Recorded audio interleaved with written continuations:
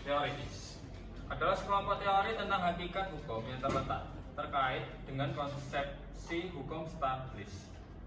Teori-teori tersebut meliputi teori bahwa hukum adalah seperangkat perintah yang dikeluarkan oleh otoritas kedaulatan yang berkuasa, yang kekuatan mengikat dijamin oleh ancaman sanksi berat. Dan untuk contohnya, hukum positisme ini bisa dilihat dari kasus Nenek Minah. Nenek Minah itu mencuri 3 kakao. Tapi dalam hukum positisme itu termasuk pelanggaran HAM atau pelanggaran KUHP. Pasal 300 KUHP 362 tersebut ada pasal dan pastinya yang mengkait pencurian tersebut. Pencurian tetaplah pencurian di aliran hukum positisme. Terima kasih. Kehidupan manusia tidak terlepas dari teknologi yang berperan menciptakan perlindungan, kedamaian, dan keberlangsungan hidup. Sebagai negara hukum, Indonesia menempatkan hukum sebagai panglima untuk mencapai keadilan, kepastian, dan ketertiban. Namun, implementasi hukum seringkali tidak sejalan dengan teori, sehingga menciptakan ketimpangan antara law in the book dan law in action. Mazhab positivisme hukum yang mempengaruhi sistem hukum sosial menerangkan bahwa hukum adalah produk resmi yang dibuat oleh otoritas berwenang. Pendekatan ini menghadapi tantangan dari pemikiran inklusif yang menuntut penegakan hukum secara komprehensif dengan mempertimbangkan aspek-aspek lain di luar perundang-undangan. Masalah muncul ketika hukum tidak peka terhadap dinamika masyarakat dan diterapkan secara kaku, memaksa masyarakat tunduk pada aturan tanpa mempertimbangkan nilai-nilai keadilan. Sebagian besar Indonesia merupakan warisan kolonial yang masih menganut positivisme dengan fokus pada aturan tertulis tanpa memperhatikan aspek etis, politis, atau sosiologis. Hal ini menyebabkan hukum seringkali tidak mencerminkan nilai-nilai keadilan dan kebutuhan masyarakat.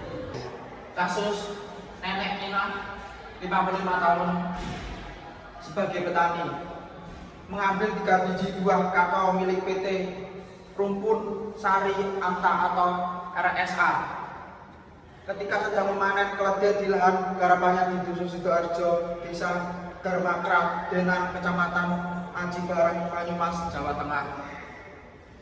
Perbuatan Nenek Minah telah diketahui oleh Mandor Perkebunan dan saat itu Nenek Minah telah mengembalikan biji kakao yang diambil dan meminta maaf. Namun pihak perusahaan tetap melaporkan kepada kepolisian. PT RSA Denan menyampaikan bahwa pihak telah menderita kerugian Rp40.000. Akhirnya dalam berkas perkara nomor 247 garing PD BID B 2009 garis PN titik PWT, Nenek Minah harus menjadi persidangan di Pengadilan Negeri atau PN Purwokerto.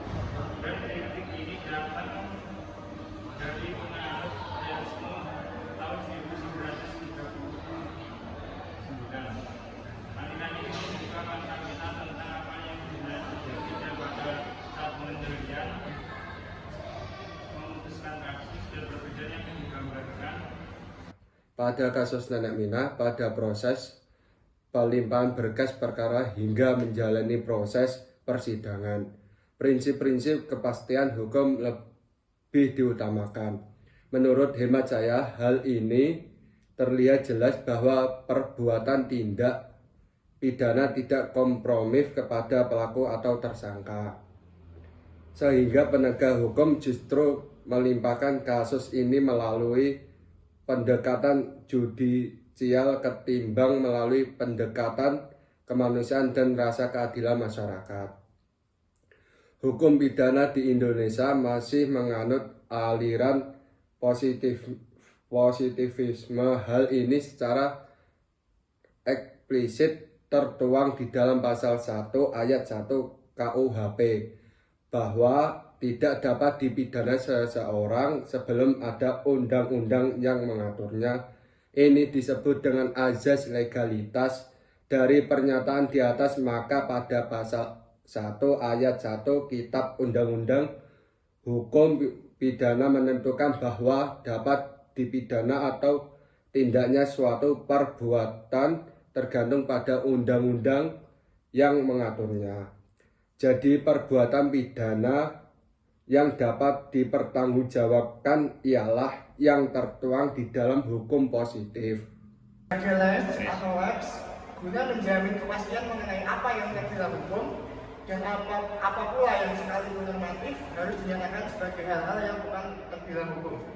Dalam menjawab persoalan itu, sebagai negara yang menganut aliran positivisme, mau tidak mau cara berpikir aliran positivisme itulah yang harus diterapkan. Inilah yang disebut dengan tertib berpikir. Dengan kata lain, terlepas dari sebuah keterburukan yang melekat pada aliran hukum positivisme ini, cara memandang persoalannya harus dengan kacamata positivisme, bukan dengan dasar filosofis lainnya. Dalam proses pembuktian pada persidangan ini, hakim melakukan penafsiran melalui teori pembuktian berdasarkan undang-undang secara negatif, wedge, di mana didasarkan pada. Selanjutnya ada penutupan. Kasus Nenek Minah ditinjau dengan paradigma positifisme yang menekankan objektivitas dan kepastian hukum. Dalam pendekatan ini,